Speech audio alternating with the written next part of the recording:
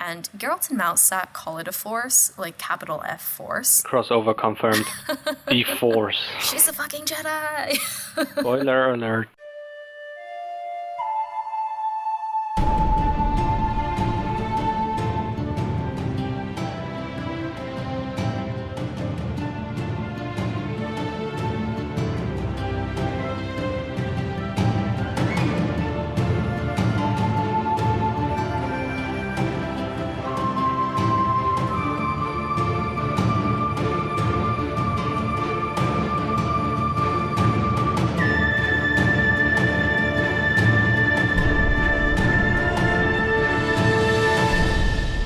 Welcome to Breakfast in Beauclair, a global Witcher podcast. My name is Alyssa from GoodMorhen, and I'll be your host as I, and our international hanza accompany Geralt of Rivia and his destiny, Cirilla of Cintra, across the continent. We're going to kick things off this episode with introductions to more wonderful members of our community. Meet Gazetta, Jurgen from Skellige, and Mahakam Elder Joe, who've become patrons of the show.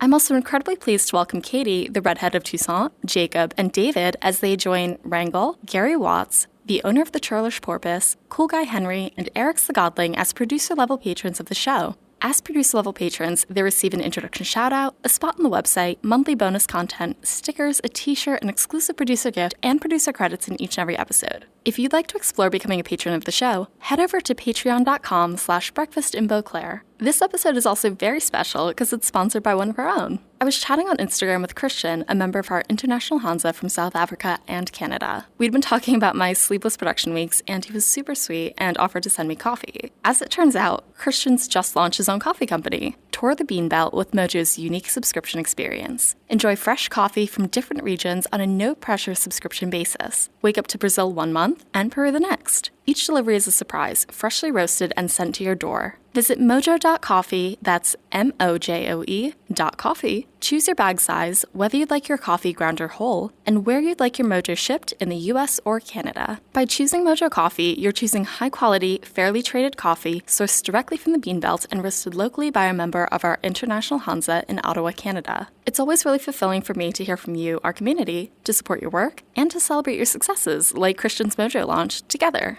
Give them a visit at mojo.coffee or on Instagram at mojo.coffee and check it out. As for this episode, Cyprian returns to discuss the next short story from Andrzej Sapkowski's The Last Wish, A Question of Price. Together, we'll explore themes such as Germanic influences in Sapkowski's world, debates on the law of surprise, and the world premiere of the WWE Cantankerous Cintran Smackdown pay-per-view special.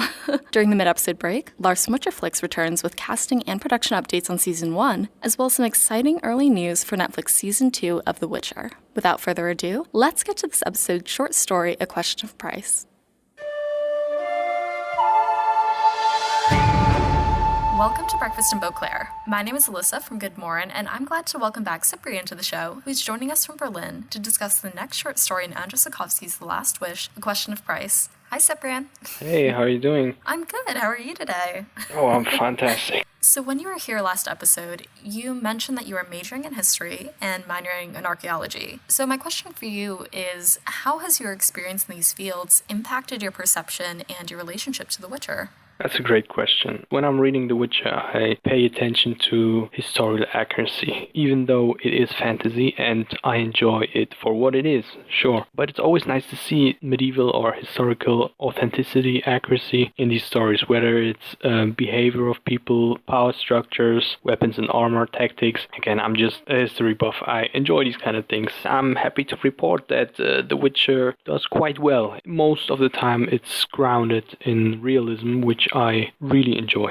There are a few comparisons to be made between the world of The Witcher and real life, predominantly European history within political spectrum and also like world building. That's something you can immerse yourself in if you like these kind of things.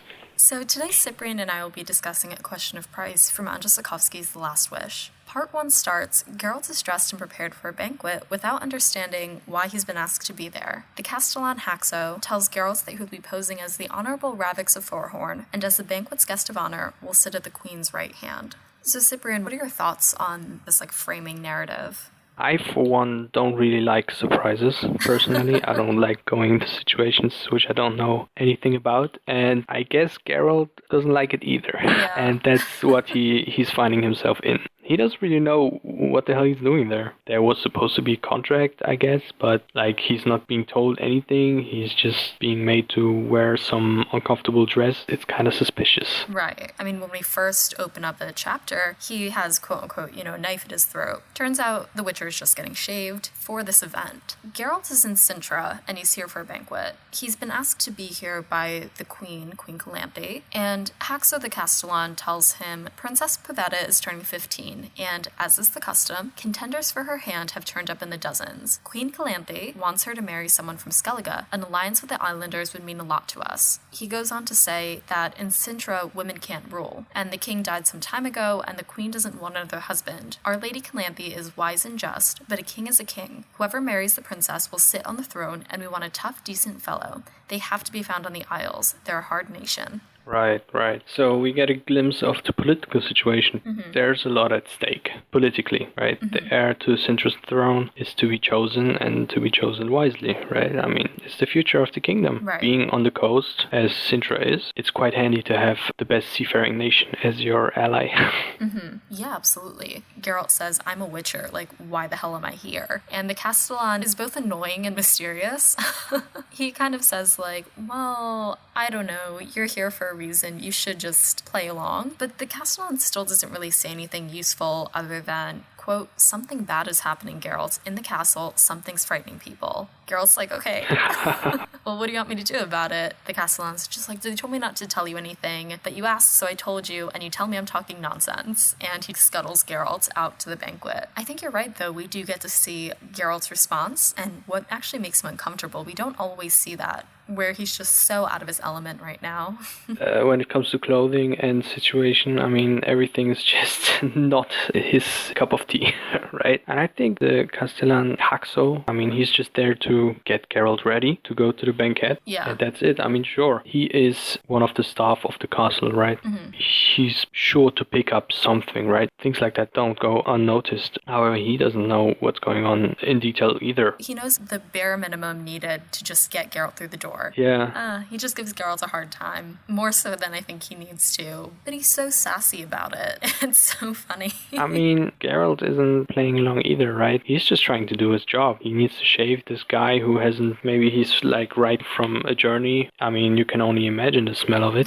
Geralt comes along asking some questions which he doesn't know the answer to, and annoying him as well, right? God forbid his charge asks questions. Yeah. He's just trying to do his job and get the fuck out. I mean, he's not getting paid enough for this shit, right? I feel like most people in this time period aren't getting paid much at all. So now that we've gotten this set up, as much as Geralt could get, it takes us to part 2. Geralt sits in the place of honor beside Queen Calanthe of Cintra at a banquet for potential suitors for the young Princess Pavetta. In attendance are guests from the Duchy of Ater, a local baron, a delegation from the Skellige Isles, and the knights and lords from Cintra. As the hall grows rowdy, Queen Calanthe begins to tell Geralt about his mysterious purpose at the banquet. The Witcher is to ensure that Cintra secure a marriage alliance with Skellige, and that Pavetta marries the right person, tasks that remain both unclear and seemingly impossible to Geralt. Calanthe assures him that his service to an impossible task can be paid for. It's only a question of price. I mean, just really quickly, could you imagine marrying with 15? Oh my god, I can't. I'm 27 now, and I could not even imagine. That's crazy. 15, that's really young. Mm-hmm. Again, that was not uncommon. Mm-hmm. Most of the time, marrying someone you barely know, oftentimes you don't choose out of love, but of political reason, right? Yeah, it absolutely comes down to political duty at a certain point. It just shows how culture changes. That was pretty much the norm back then, especially in high society, but today it's just unimaginable. This is the situation we're finding ourselves in, right? Another royal marriage. Yes. And we finally get to meet Calanthe of Cintra here, who is absolutely phenomenal as a queen and as a character. I mean, I have show notes in front of me, and basically all of them are just excerpts and quotes from everything that she says, because everything that she says is absolute fire. She's just spitting out bars left and right. I love her. She's a boss, eh? What I find absolutely wild is actually, how wild she is. She's not a submissive queen. She's not someone someone who is kind of partnered. No, she is purely independent, and everyone respects her, and everyone loves her, as we'll learn throughout the saga. Yeah, but it's absolutely wild, and she's so cool. The Lioness of Cintra, wasn't it? That was her nickname. I mean, that's a pretty fitting name, right? Yes, she is the Lioness of Cintra, for sure. I don't know if I'd want her as my mother. I feel like I'd love to have Calanthe as like a badass aunt, but she's awesome. Oh yeah, so you don't get all the negatives from having her as a mother, but she's still there if you need her, hey? But I mean, that's how you do a really good female character. Yes. That's how you do a strong female character which just fits the narrative and everything. I mean, she is a badass. She is absolutely iconic. I mean, again, like, I'm so tempted to just read all my notes, which are really just Calanthe quotes. We get to this banquet, and we have quite a few people in attendance who are here to see and meet Pavetta, the princess. A lot of these names have, they sound a bit German. Yeah? Yeah. But if you want to take a crack at reading them, that's fine with me. Dragodar, that sounds a bit odd, doesn't it? I mean, that sounds kind of Slavic, maybe Nordic. I don't know. It's just a random bard. But yeah, Prince Windhalm, I mean, that's really German. I mean, to translate, Wind is wind, the same as in English, and Halm is like something. Grashalm, for example, is like one leaf, I guess, from grass. Okay. Like when you have hay, just this hay thingy. I don't know. Like a single piece of straw? Yeah, I guess so. That's like Strohhalm, right? And Halm. I'm not sure what this is supposed to mean, but it just sounds German. So, okay, cool. What do we have here? Baron Elembert of Tick. I mean, I don't know. That's all over the place.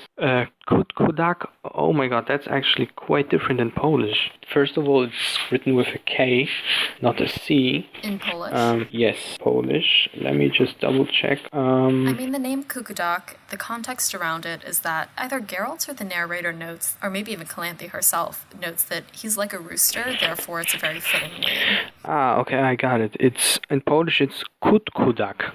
It's pretty much the same, but it's just written differently. It's K's and U's. Not O's, but U's. Ah, interesting. And just one of them, not two. But, I mean, it's the same sound, so I guess fair enough. Does that mean or imply anything? In the way that it implied it in the English translation, to supposedly be some sort of bird noise? You could do that. I mean, maybe like a rooster, I guess. But, I mean, you're not going to attempt it? No. I mean, it's fine as it is. Some things just need to be left alone. You don't want your sweet chicken noises to be all over the internet? Kutkudak. I mean, I don't know. How do you say it in Polish? Like, what does like a rooster make? I mean, that's fine, I guess. Kutkudak, maybe that's something. And then we get to the delegation from Skellige, right? Right. Moving swiftly on from that. Right, Skellige, yeah. Ace Tudser. I mean, that's... Does this sound Nordic to you? I'm not sure. Beats me. I guess so. I don't know. Krach an Crate. And Moosesack does beat them all, I guess. I would just go through and say mouse sack. I can say that one. Oh, that's true. Right. Oh my god. Mousesack. What does this name even mean, you know? It doesn't seem like it means anything. In Polish, it's actually myszowór. Mysza is a mouse in Polish, and wór is a sack. Yeah, so it's spot on, actually. So it's very, very literal in terms of the translation. Definitely. And it doesn't make any more sense in Polish than it does in English, so... Amazing. I really don't know what to say to this. It's just like Sapkowski sometimes just said, fuck it, and just pulled out the name out of his arse. I wonder if he just had two big buckets, one of just random things and the other of other random things, and just started pulling stuff out at random. Right. The last person who we have here is Skellige's Skald, who I actually had to look up what a Skald was, and at least from what I could tell, it's basically just a bard, correct? Yeah. Cool. And his name, you'd pronounce it?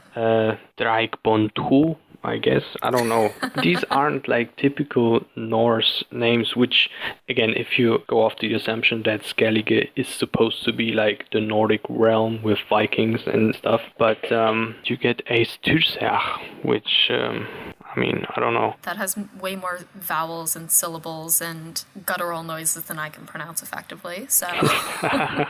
We're just gonna stick to Eist. Yeah, my American accent doesn't do me any justice here. It's the ach at the end. It's the tertiach. Tertiach. Something along there. Sapkowski really likes his German influence. Prince Windhelm, I pronounce it very German right now to emphasize it, but that sounds really German on its own. But it's not the first and not the last instance where there's like some German sounding name. Even if you go from Wengenberg, the city where Yennefer is from, right? Wengenberg. Berg is a mountain. Again, there's a lot of German influence especially in naming things. Yeah. I actually have a question for you about that. You just said that Sapkowski clearly has Germanic influences. Is that regional to his developed geography? Is that something that you only see in certain regions of the northern kingdoms? Or is it really just a universal Germanic influence? I think it's universal, because I remember reading like an interview with Sapkowski where he was actually asked about his method of world building, and he said something along those lines that he doesn't really care a lot about the world. Like, he never made a map, for example, right? Right. He just says, okay, for the sake of the story of the plot, if there's a river there, right, then, okay, where is it coming from, where is it leading, and that's it, right? There's not that much to it. I don't have the map of the Northern Realms in front of me, but as far as I'm concerned, there are Germanic-sounding names all over the place, whether it's people or places or whatever. Mm-hmm. I was just curious once you brought it up. Yeah, sure. I love that you just have this wealth of knowledge that I could just be like, I have a question. Sure, I'll do my best. So as we move forward through the story, the banquet grows more rowdy, and Queen Calanthe finds time to tell Geralt about his purpose at the banquet. She says here, "It's loud enough that we can exchange a few words discreetly. Let us start with courtesies. I'm pleased to meet you." And Geralt responds, "The pleasure is mutual, Your Majesty." After the courtesies come hard facts. "I've got a job for you." Geralt responds, "So I've gathered. I'm rarely invited to feasts for the pleasure of my company." Calanthe responds, "You're probably not very interesting company then."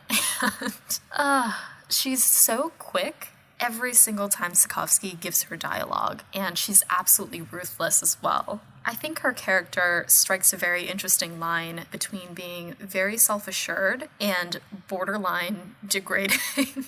And it's just absolutely iconic. I revel in it so much. But the thing is, again, her being a queen allows her to be this way, right? Oh, for sure. She can talk shit all day, pretty much, right? But the thing is, she doesn't just talk trash. She's quick-witted. Yes. She's putting out hard punches. On the one hand, Geralt has a sense of humor, but so does Calanthe, and she's got some punch as well. So. Yeah, actually, you do bring up a good point.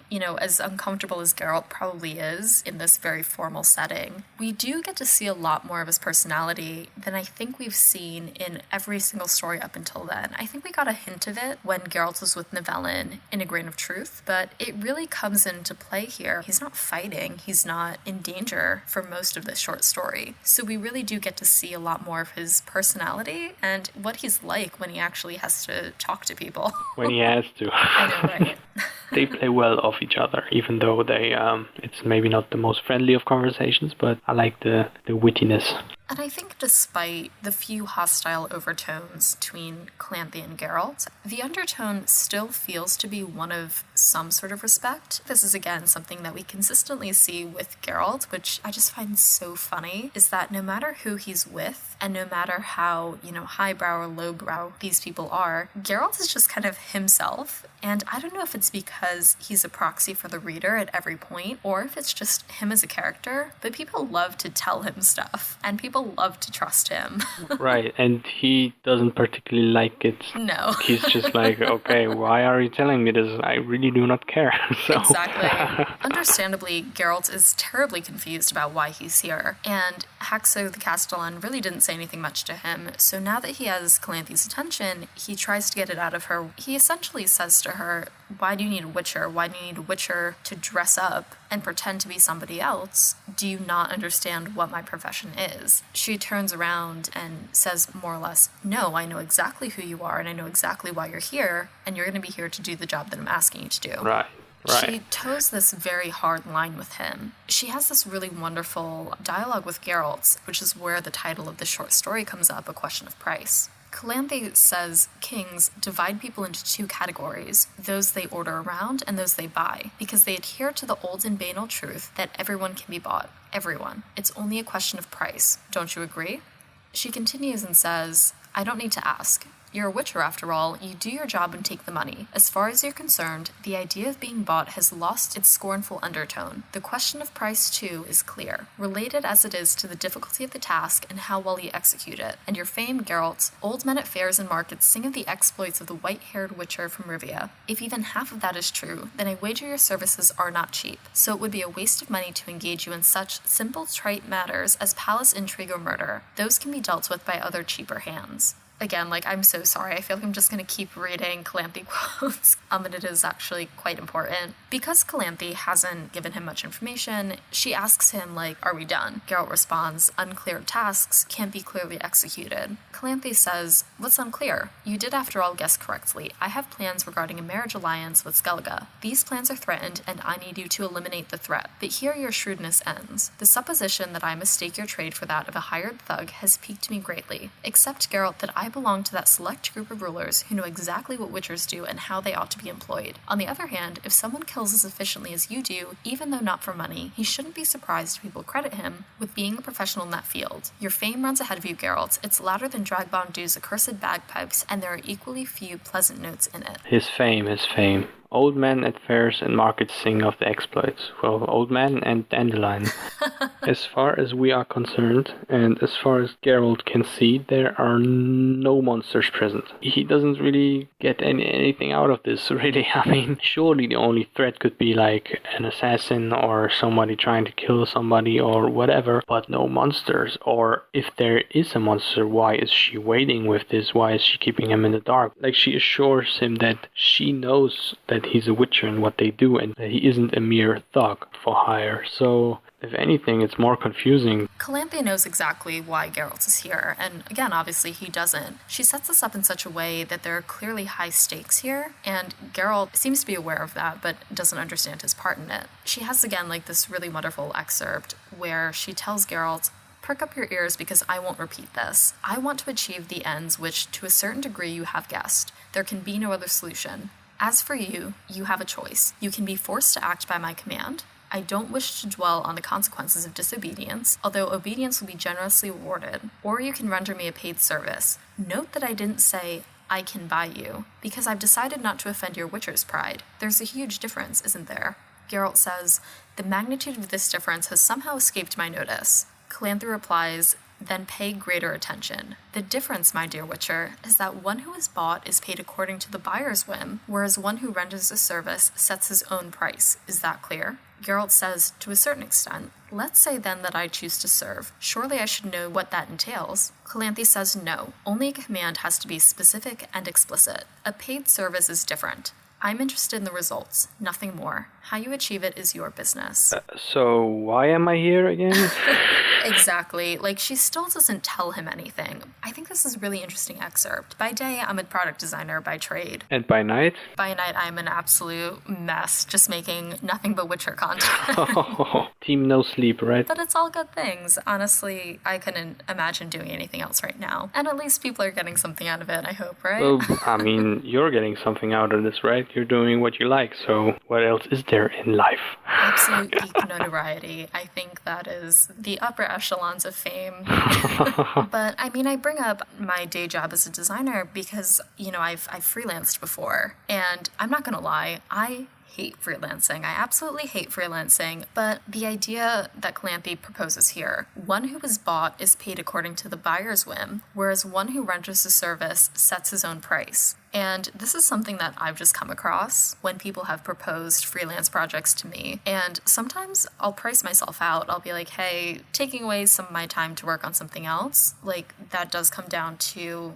services rendered, that does come down to value. And I really think it's interesting here to note in The Witcher, in the very first short story, Geralt puts out a price. He notices that, this is a free market. He doesn't have to do that here with Calanthe. She says, I understand your value. I'm going to pay whatever you want because you're doing me a favor. You would wish for clients like that, eh? I mean, just name your price. She's not trying to force the issue. She's trying to hire a witcher. Just pay him really good money so he does what she's telling him to do. The problem is she's not telling him what he's supposed to do. He's pretty much just going in blind. For witcher, preparation is half the deal. And now Calanthe is just sitting here telling him to basically trust me, right? It's gonna be fine. Just take the money and shut up. I don't know. It's really suspicious. I mean, I suppose that's the luxury of being royalty, is that I have everything you could possibly want. I can pay you as much as you could possibly imagine. So just shut up and do it. You're exactly right. That's true. Geralt is reluctant because, again, what is his task? What is he supposed to do? Mm-hmm. As the banquet continues, the guests start to get a little antsy. One of them, I believe it's Est, comes up to Calanthe and says, hey, we've been waiting for a while. You've been talking to this man for quite a bit. Where's Pavetta? Ace is coming in and telling her, like, hey, you've been talking to this guy for a while. Who is this guy, right? Nobody knows him. Geralt is there under, like, a fake identity or whatever. Yeah. As a made-up noble, which is weird, I think, for everyone involved, including Geralt. I would imagine, like, Geralt is someone who's actually quite difficult to disguise. He's a witcher, and on top of that, he has white hair. I know, he's fucking famous. Right. I'm kind of surprised nobody caught on to it. Like, hey, isn't that this famous Witcher guy? Like, he looks exactly like him with his Witcher eyes, this hair. And he doesn't do a very good job of even attempting to pretend to put on airs and be this fake Lord of Forhorn. There's this funny little part where someone tries to make small talk with Geralt and asks, how are the mares foaling in Forhorn? And Geralt just says, better than the stallions, which is really funny, but apparently the guy just fuddles off and just doesn't really say anything back. He's just all around irritated, like, what? Yeah. What did he just say? But Geralt thinks it's funny, and I mean, I thought it was hilarious. Yeah, I mean, right? It's quite amusing.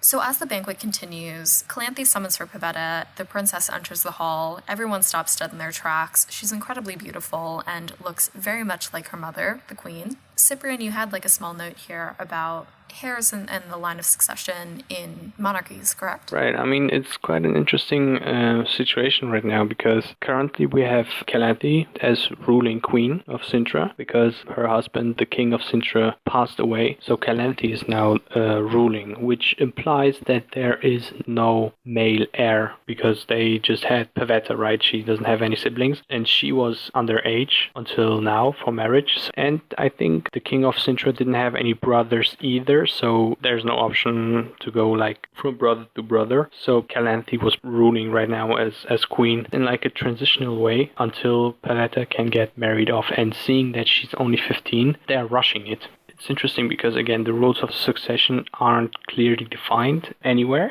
right? We don't have this background information, but it's either the law dictates it that in this particular situation it's all right for Calanthe to rule as queen until Pavetta is of age to get married, and then she gets married, and then we have a king. So it's pretty much dictated by law that there needs to be a king as soon as possible. Or maybe it's so urgent because of the political situation. We have this urgency that Cintra needs Skellige as an ally for stability and I reckon military purpose. Again, we don't really know. Maybe it could even be both, right? But it appears that there are actually no female rulers or female heirs in Cintra, like by law. But just because of this particular situation, Calanthe is able to rule because there's pretty much nobody else. Through this, you see just how important this decision right now is because the person who's going to marry Pavetta is going to be the king of Cintra. So this is the whole future of the kingdom. So the stakes are pretty high, you could say. Yeah. And Calanthe doubles down toward the end of this section, where she tells Geralt, Cintra has to form an alliance with Skellige because the interest of the state demands it. My daughter has to marry the right person. Those are the results you must ensure me. And Geralt here says, I have to ensure that? Isn't your will alone sufficient for it to happen? And Calanthe says, events might take such a turn that it won't be sufficient. And Geralt says, what can be stronger than your will? And Calanthe just replies, destiny. Well, that's just more confusion for Geralt. This is absolutely wild, and he responds, so I, a poor witcher, am to face down destiny, which is stronger than the royal will. He tells her that this service you demand borders on the impossible. Calanthe just responds, if it bordered on the impossible, I could manage it myself. I wouldn't need the famous Geralt of Rivia, which... I love her so much, but she's very frank with him. Frank in such a way that she knows she needs him, but mysterious in such a way that she won't tell him why. You have to do this thing. It's practically impossible, but you're gonna do it. It's such a bizarre situation for him to find himself in on so many different levels. It is, and we as the reader are just as confused. We didn't get any info either. Like, it's just more confusion. It's just like with every answer, it just gets more confusing. Yeah. Toward the end of this section, Calanthe tells Geralt to reach behind her throne. Behind there, he finds his weapons, his swords, which were taken away from him at the beginning of this short story. And Geralt just tells her, Your Majesty, not to repeat what I said earlier about killing people, you do realize that a sword alone will not defeat destiny. It's interesting to see what she's setting him up for. All of his weapons were taken away because he was at a formal event. She needs him to be lethal from what she thinks. There's no info. Who's the target? What's going on? Why do I have to do this? You just now get handed the weapon under the table and get ready. And before we learn about the destiny that Calanthe fears, we're going to hand it over to Lars from Witcher Flicks for recent news on the upcoming Netflix show. When we come back, Cyprian and I will continue our discussion of A Question of Price.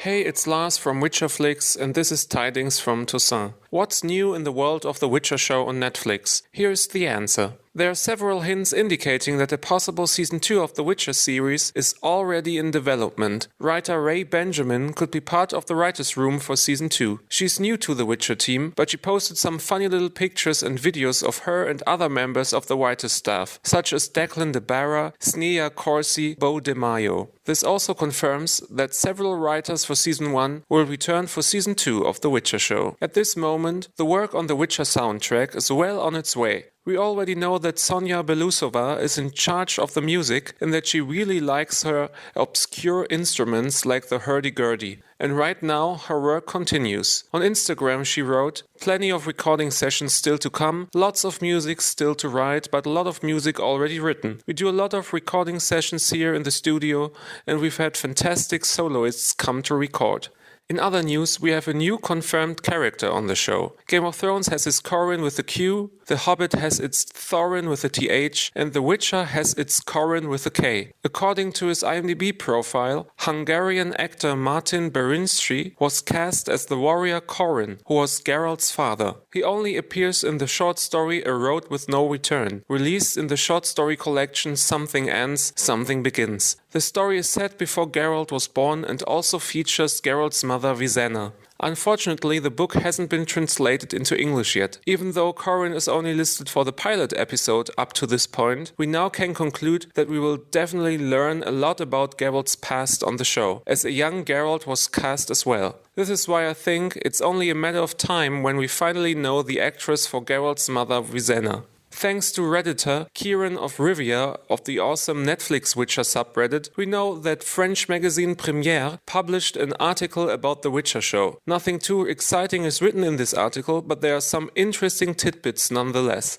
The Premiere reporter visited the set and interviewed Andrew Laws, the Witcher show's production designer. He talked about CGI and practical effects. The designer mentioned that everyone wanted to use as little CGI as possible, as they didn't want actors to play in front of green screens all the time. Instead, they wanted scenes that feel human and real. Andrew Laws added that the problem in good CGI is maintaining the same level of quality for all the scenes in the whole show. In addition, the Premiere reporter said that he saw dozens of extras in armor and more than 1,000 costumes for extras, as well as 200 more for the actual actors. This is really spectacular and I can't wait to see them on the small screen. Anyway guys, that's it for me. We'll talk again in the next episode of Breakfast in Beauclair. Until then, thanks again for listening and good luck on the path.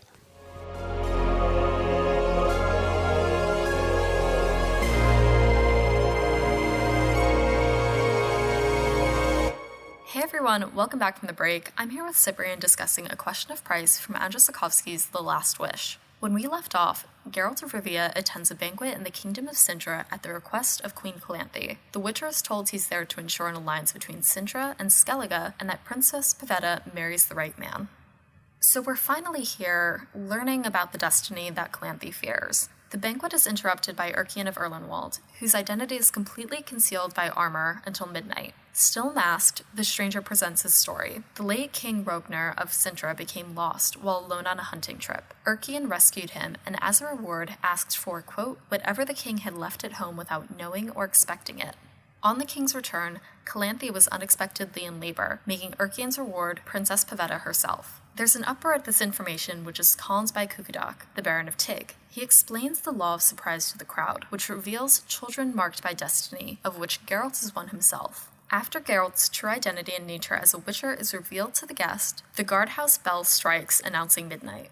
We get a lot of information here, where Urkian of Erlenwald comes into this banquet. Before the break, the stage was set. Geralt comes to Cintra, he meets Calanthe, everybody tells him literally nothing, and finally we learn what Calanthe has feared this whole time, and it's this armored person. Erlenwald, like Erlenwald, is again German. Wald is the woods, forest, and Erlen is just like, I think it's a kind of tree. I'm not sure, I'm not that much into trees, but yeah. So again, German influence. Isn't it weird? I mean, he's just coming in a full set of armor and with the visor down, so you can't see his face. I mean, I have this picture in mind with somebody stepping into a bank with like a motorcycle helmet. How are the gods letting him in like that? Yeah, I mean, sure, they stripped away his weapons probably because he's unarmed as far as we know. But still, I mean, medieval armor, like plate armor, which he seems to be wearing, is really tough. I mean, you become a tank, right? So even without weapons, you become the weapon. That's crazy that they let him in like that, especially in the throne room where there's the queen and everyone. The second thing that appears strange to me is the King Rogner became lost while alone on a hunting trip. Hunting trips, that was a really widespread hobby around nobility. We need something to do, let's just go outside and poke things. Definitely. Kings, noblemen, like, they just didn't ride out on their own. They had whole hunting parties with them. There were hunters in these parties, and what they would do is they would track down wildlife and guide them into the line of fire of the noblemen. So the nobility, the high society, didn't actually really do a lot of the hunting. They would get the wildlife presented in front of them, and they would just shoot away. Oh my god. Yeah, I mean, come on, he's a king, not a hunter. So what's irritating about this, it says here that he got lost while alone on a hunting trip. Especially people of nobility, they just didn't go alone on hunting trips because exactly of these things. It was too dangerous. So that's kind of weird that he was alone. I mean, I don't know, maybe it was dark and he lost his companions or whatever, and I'm not sure. It's just weird in that context. But the king supposedly said to him, hey, I just got lost on the hunting trip, whatever, can you help me, blah, blah, right? So because the circumstances are so strange, could it be that he wasn't hunting, like he was doing something else, something naughty?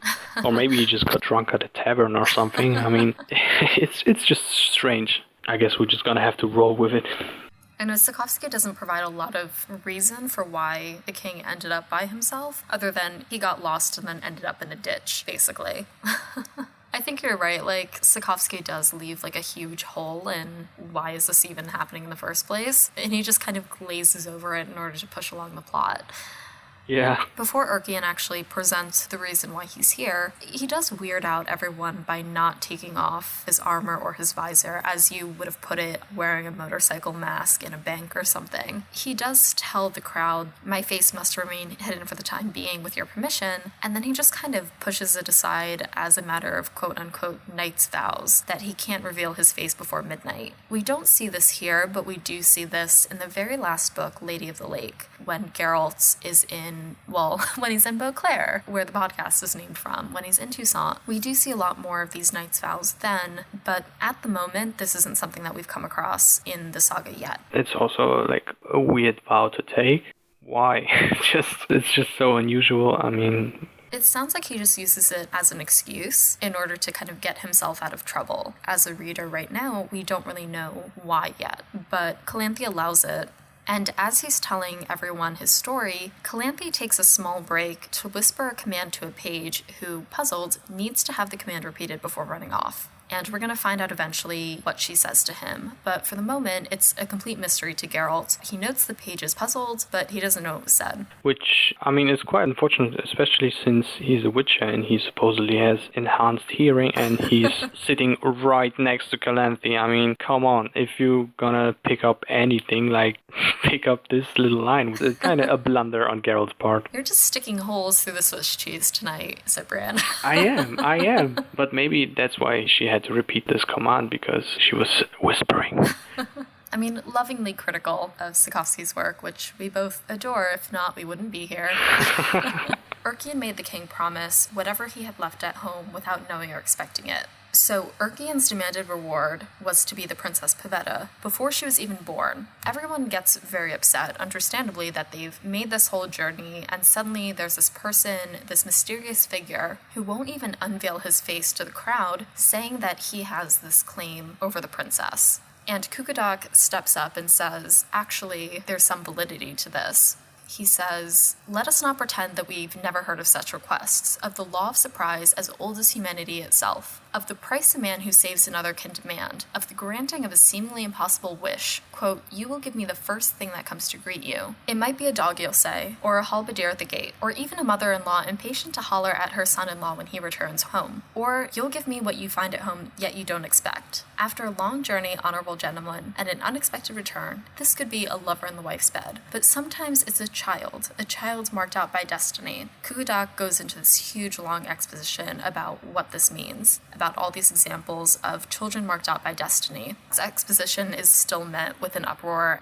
Geralt here says, everyone heard Baron Tig tell us about the famous heroes taken from their parents on the strength of the same oath that Urkian received from the king. But why would anyone want such an oath? You know the answer, Urkian. It creates a powerful, indissoluble tie of destiny between the person demanding the oath and its object, the child surprise. Such a child marked by blind fate can be destined for extraordinary things. It can play an incredibly important role in the life of the person to whom fate has tied it. And Geralt continues, saying that Ragnar knew the power of the law of surprise and the gravity of the oath it took. And he took it because he knew law and custom have a power which protects such oaths, ensuring they are only fulfilled when the force of destiny confirms them. I declare, Urkian, that you have no right to the princess as yet. You will win her only when the princess herself agrees to leave with you. This is what the law of surprise states. It's the child's, not the parent's consent, which confirms the oath, which proves that the child is born under the shadow of destiny. Urkian asks, who are you? And Geralt, he's been masquerading as the Lord of Forhorn for this whole time, unveils himself as Geralt of Rivia. Urkian asks, who are you, Geralt of Rivia, to claim to be an oracle in matters of law and customs? Mousak cuts in and says he knows this law better than anyone else, because it applied to him once. He was taken from his home because he was what his father hadn't expected to find on his return, because he was destined for other things, and by the power of destiny, he became what he is. Urkian asks, and what is he? And he's told that Geralt is a witcher. We're going to get to what that means for Urkian, but you and I, Cyprian, have a lot to unpack about the law of surprise. This is, maybe the single most important thing in the short stories in the whole saga. Without the law of surprise, a lot of things wouldn't happen. Super cryptic. Let's just put it that way. Let's just address the first thing. Why would anyone take this over normal payment? I'm just gonna go on a limb here, right? And say most of the time, the guy who owns you something, his wife isn't expecting a child. Okay, Yeah. so this is just such an uncertain request. If there's no child, I mean, you pretty much go empty-handed. It's a gamble, pretty much. And only one worth doing if you believe in destiny. I don't know, I guess most people don't. Well, I think I'd rather have the coin. More often than not, I would imagine nothing comes of this request, and only sometimes does a child of destiny appear under certain circumstances. And it's implied here that the law of surprise really comes down to life debt, right? Yes. You saved somebody's life. You'll get his child's life, I guess. Well, yes, it says here the child needs to consent to it, which is great. Right. I like that. It's a decision you can't entrust to a child. But I'd imagine that for the child of destiny, it would just come about very naturally and very organically if destiny was to be fulfilled. Yeah, you're right. That's kind of implied here. If it's destiny and it's supposed to happen, then it's just meant to be. Again, you have to believe in destiny. Moreover, you have to believe that you have some kind of destiny with some child which isn't even born yet. It's just so vague. It's kind of hard to wrap your head around it. Do you think having a belief in destiny is required for invoking this? You know, from everything you said, it sounds like it does, but we hear repeatedly Geralt doesn't believe in this, even though he is a child of destiny himself. But he kind of says repeatedly throughout the short stories and throughout the series, I spit on destiny, basically. He seems to see himself as a realist. Whether or not he actually is up for debate, but he seems to at least pretend to be a realist. That's a very interesting point. Yeah, if it's necessary to believe in destiny, because it may very well be that you don't have to believe in it and it just happens. It's an interesting concept. Your guess is as good as mine, so... You actually did a little bit of research about the concept of the law of surprise in our own world, right? Yes, I mean, research might be a little overstatement, but I was just curious again. Right?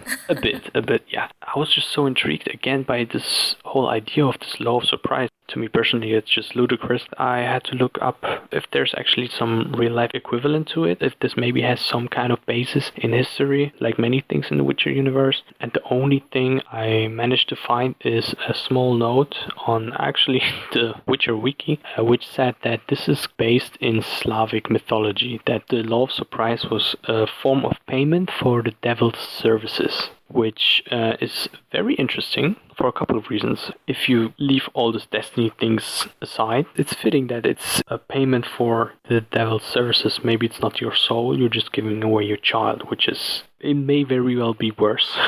But on the other hand, I'm not an expert on Slavic mythology, but I know a bit. As far as I am concerned, there is actually no devil-like figure in Slavic mythology, especially not the devil as there is In like Christianity, right? Compared to the Christianity idea of the devil. Yes, exactly, because there was no devil figure in Slavic mythology. There were a lot of gods, half-gods. You could compare it to Greek mythology in that regard. Once Christianity was introduced into Poland and the rest of Eastern Europe, with Christianity came the idea of a devil. But there was no, devil in Slavic mythology, so I'm not sure where this reference is coming from exactly. I haven't managed to find anything else. Maybe at a later point I'll get a quick update into our subreddit or something. I'll let you all know.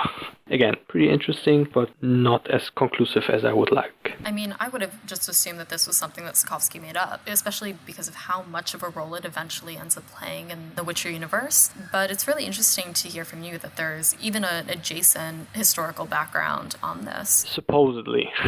Or maybe some of you guys know some more information on that. Yeah. Let us know. I mean, I'm really curious, genuinely. Yeah, so if our international hanza has a few words on it, write to us. The law of surprise is something that we're going to revisit throughout the short stories and throughout the saga, but for the moment, we get a small introduction to it here. One other thing, it might sound silly, but what jurisdiction is it belonging to?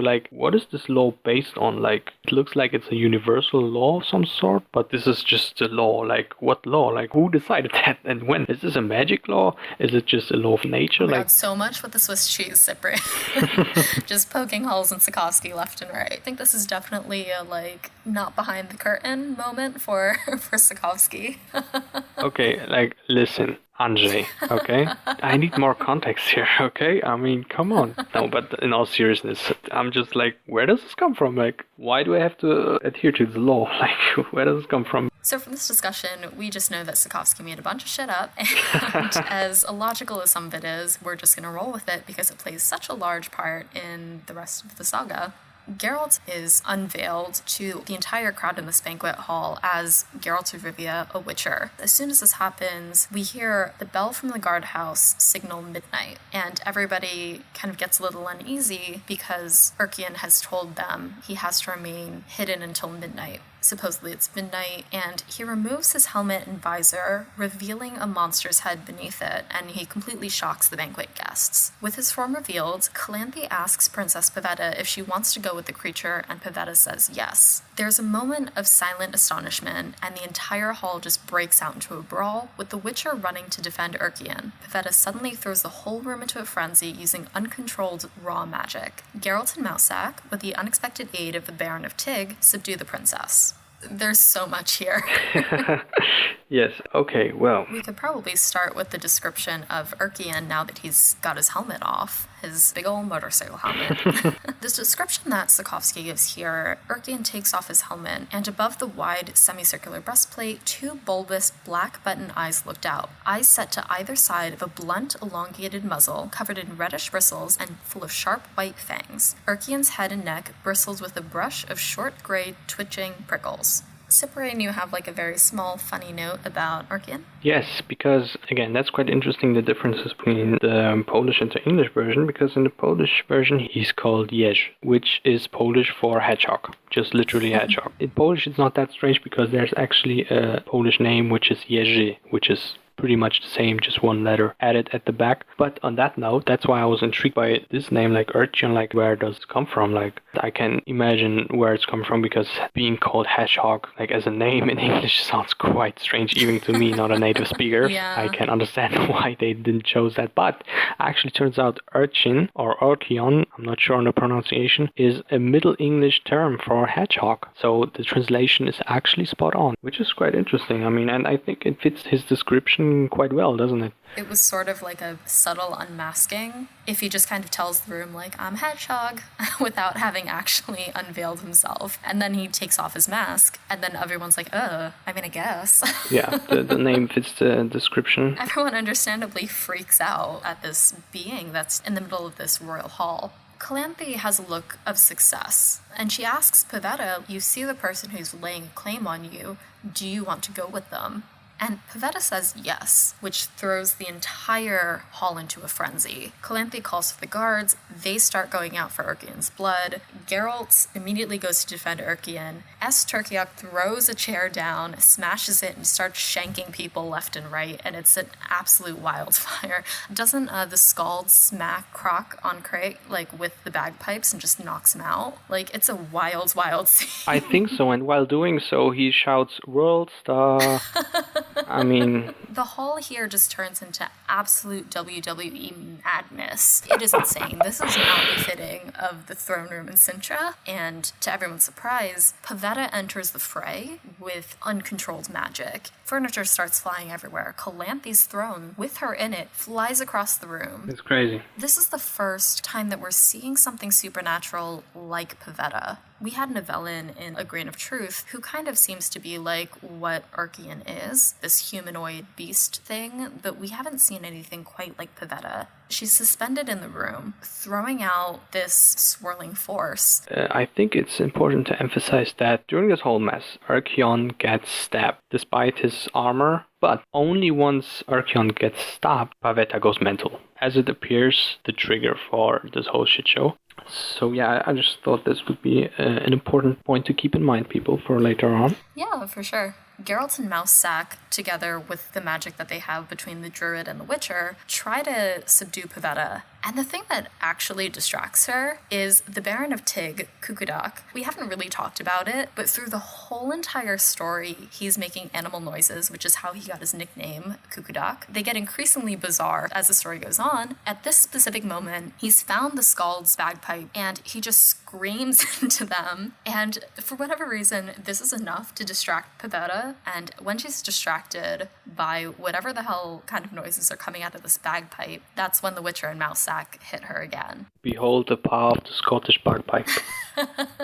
It is a very worthy opponent. Right. I mean, damn. Again, this is a mess. Everyone is just really puzzled, I imagine. Not only because of their concussion, but okay, let's just break this down. You have a talking humanoid hedgehog. The princess has just gone completely mental. She just went supernatural. She just went Super Saiyan. Yeah, another crossover. That's an interesting situation. By the time everything calms down and Pavetta is subdued, we have Calanthe, who had been thrown across the room, with Est from Skellige coddling over her. I think there might be a guard or two who is dead. Geralt, I think, cut one across the temple. The room is in shambles. There are people everywhere. Geralt and Mousesack go over to the queen and start assessing the damage. Okay, I want to address this. After everything sets down, Pavetta kind of brushes off the guards that are coming over to aid her, and she walks over to Urkian. In the English translation, it says, Mousesack snorted. He says, the youth of today, they start early. They've only got one thing on their minds. And Geralt says, what's that? Mousesack says, didn't you know, Witcher, that a virgin, one who's untouched, wouldn't be able to use the Force? I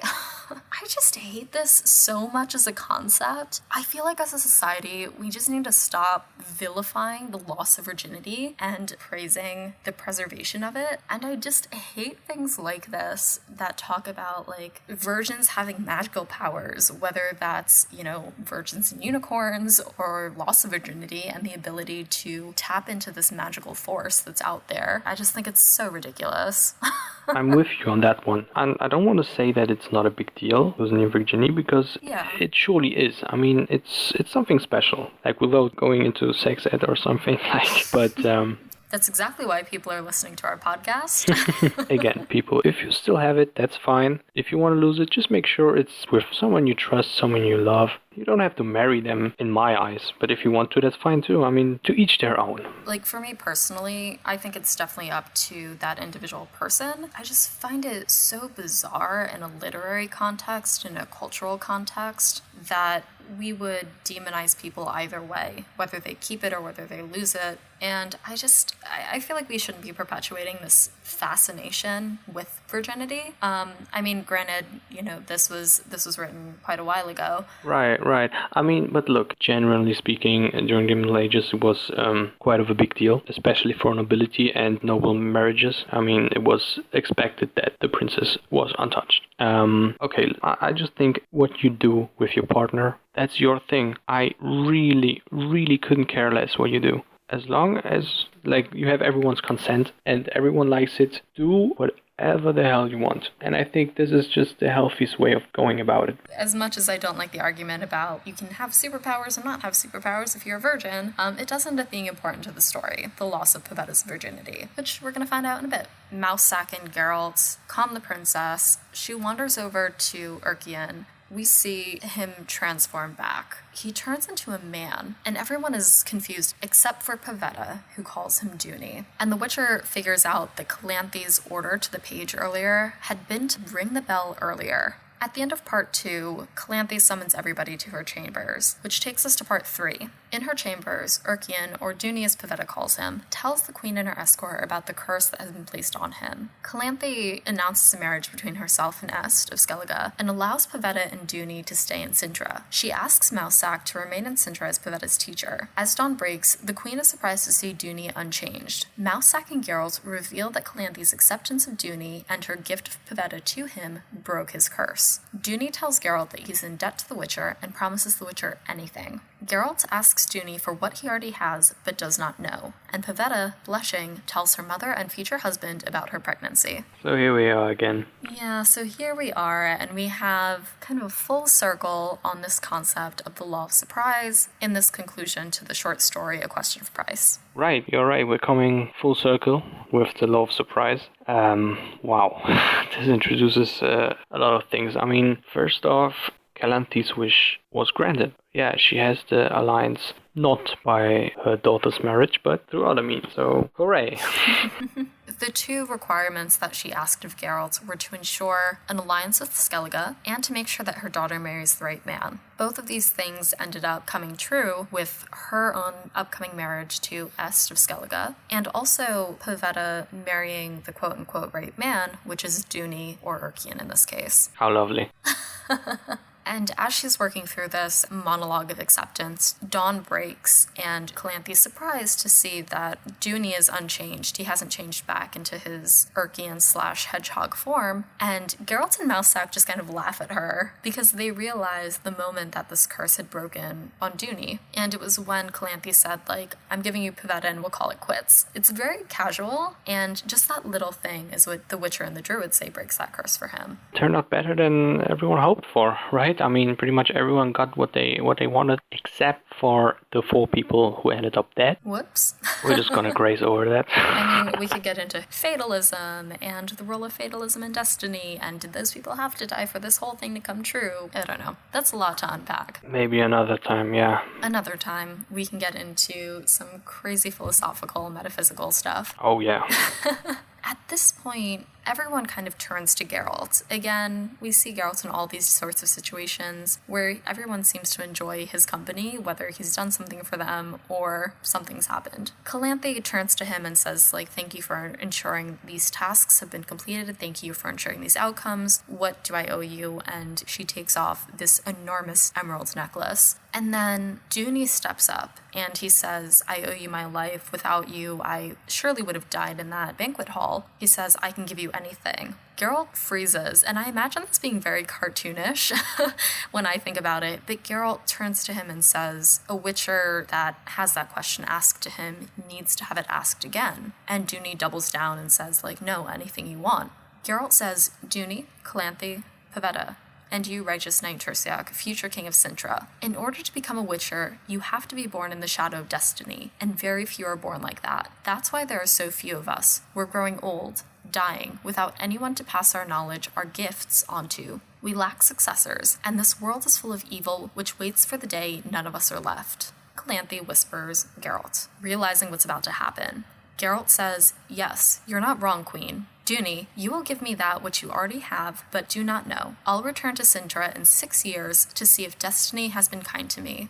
And the chapter closes with the princess lowering her eyes and blushing. Oh my god. Oh. Where are we picking our bones here? It's just getting crazier and crazier. Well, I think it's safe to assume that she is indeed pregnant. Yeah. So Pavetta here is pregnant. We've come full circle from being introduced to the law of surprise to seeing it invoked at the very end with Geralt. Okay, this is very interesting because why did Geralt say that? And of course, yes, you could argue destiny, he just knew to ask. But let's just put that to the side. Why would he say that? What could be his reasons? Why didn't he just ask for money or whatever? I'd imagine it could be a few things. They've just been talking about it so much that it's just top of mind for Geralt to be like, oh yeah, this is a thing that exists. Let's ask for this reward.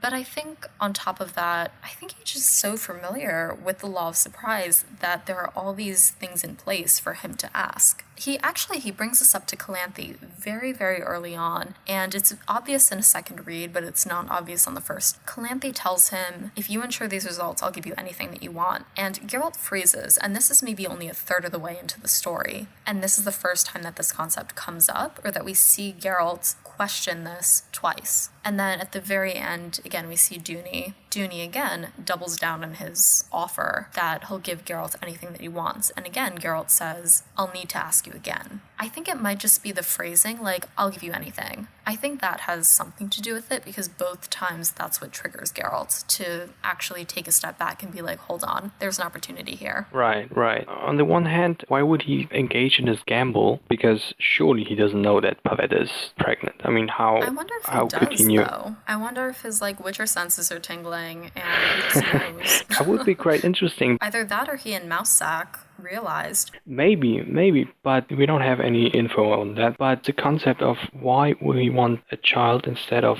money? I mean, he could surely use it. And what baffles me is quite cruel. Again, you're taking these children out of their homes, put them through basically torture with all these experiments. And Geralt knows what life as a Witcher is like. It's not pleasant. If you disregard destiny, at least in my eyes, this decision doesn't really make a lot of sense. Unless he knows that Pavetta is pregnant for sure, and he really wants an apprentice. As we see Geralt repeatedly throughout the short stories up until this point, he's very opportunistic. In the very first short story, we see this in The Witcher, when Ostrich just kind of shows up and Geralt uses him as bait because he's there.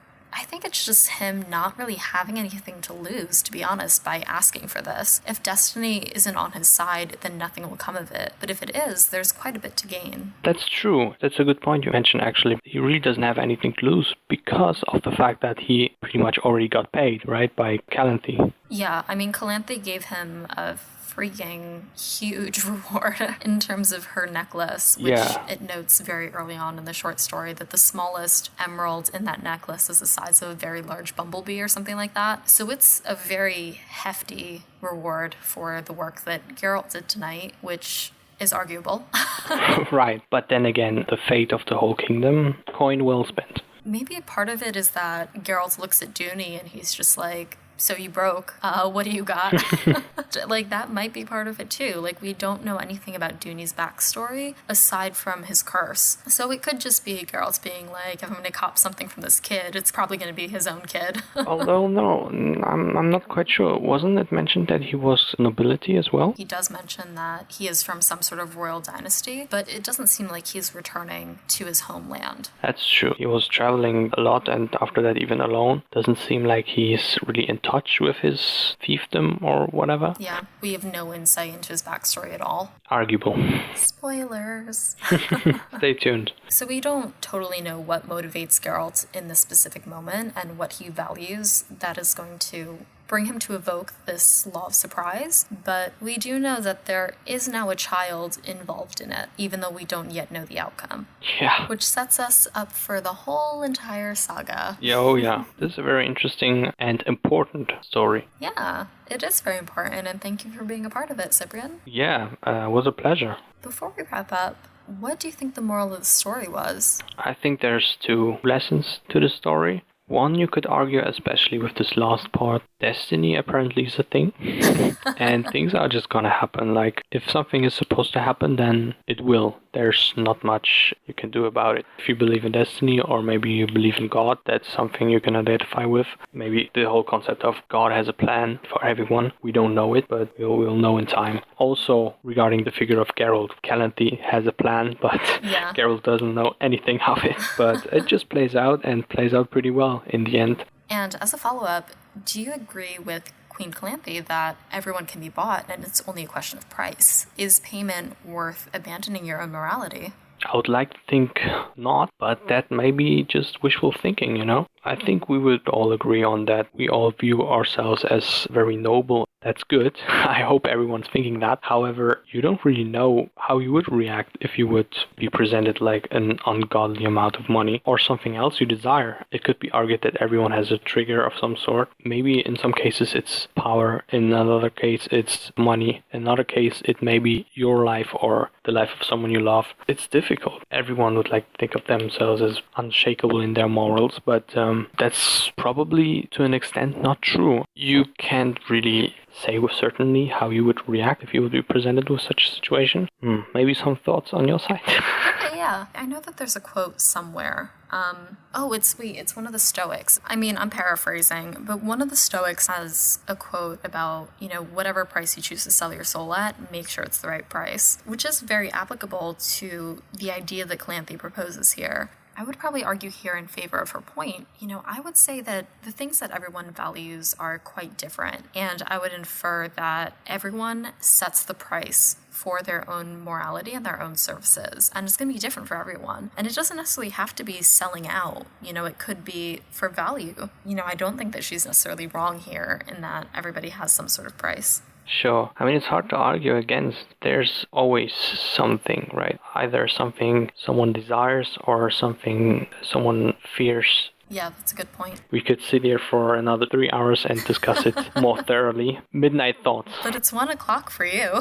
It is in Berlin right now, yeah. Cyprian and I have been on the phone for 4 hours now.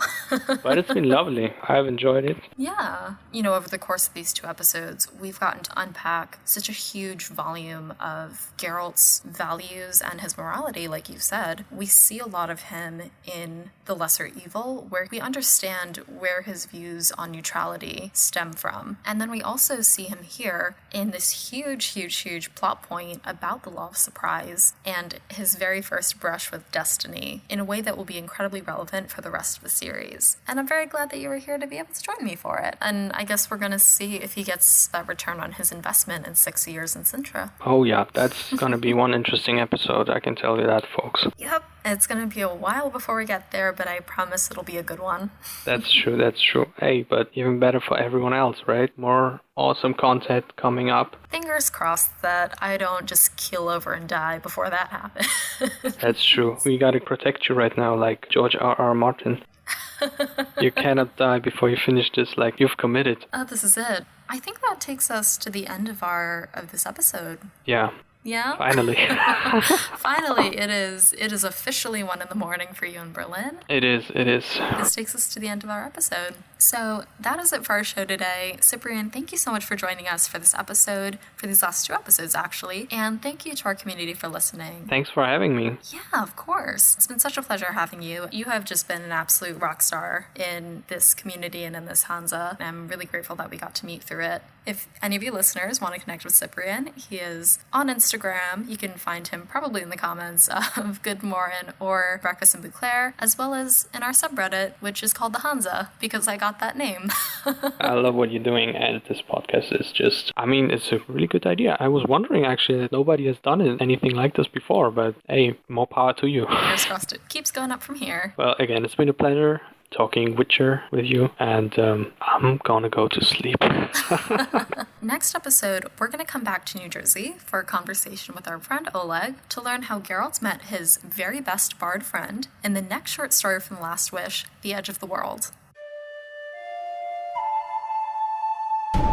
Thanks for joining us at the Breakfast Table. For show notes, transcripts of each episode, and a complete list of our social platforms and listening services, head over to breakfastinbeauclair.com. Breakfast in Beauclair is created by Alyssa from GoodMorhen. It's hosted by Alyssa, with the Tidings from Toussaint news segment by Lars from Witcherflix. The show's edited by Alyssa, with the Breakfast in Beauclair theme by Mojo Filter Media, and the Tidings from Toussaint theme by Bettina Campomanes. Breakfast in Beauclair is produced by Alyssa in New York City, with Rangel, Gary Watts, the owner of the Churlish Porpoise, Cool Guy Henry, Eric Sagadling, Katie, the redhead of Toussaint, Jacob, and David. Special thanks to Cyprian for joining us for this episode, and our International Hanza for their support.